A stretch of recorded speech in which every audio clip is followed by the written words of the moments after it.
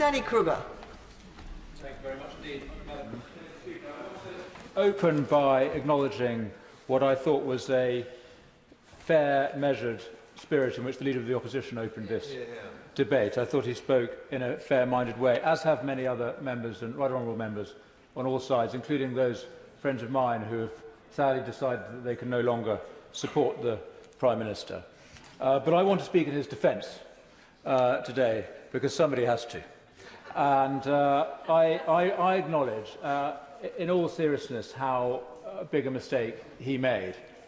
Of course he should apologise for it and take responsibility and accept the verdict of the police, whether he was surprised by that verdict or not.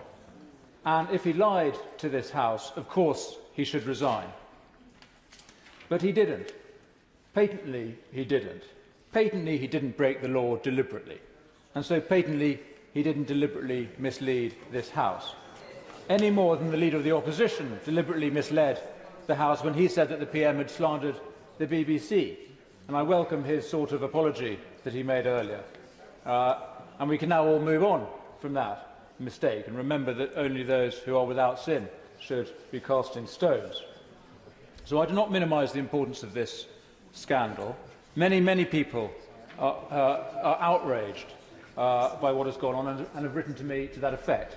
Many are just the usual haters who always despised the Prime Minister, but many are the respectable tendency of our country, often Conservative voters, who just want a steady, decent, respectable government.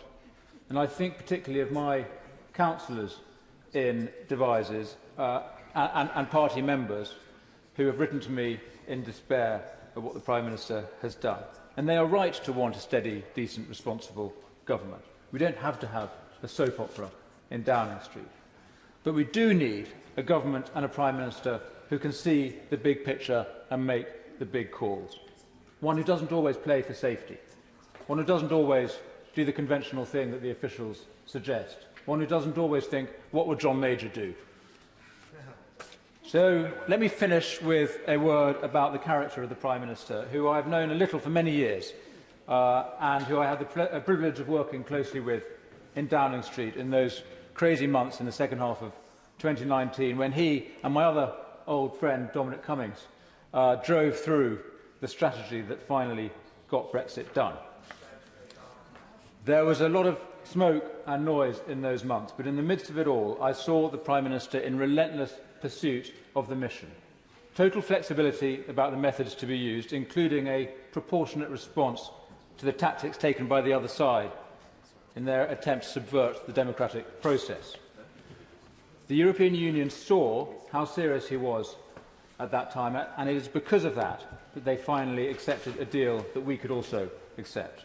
And the country saw it, and they responded with a landslide election victory for our party.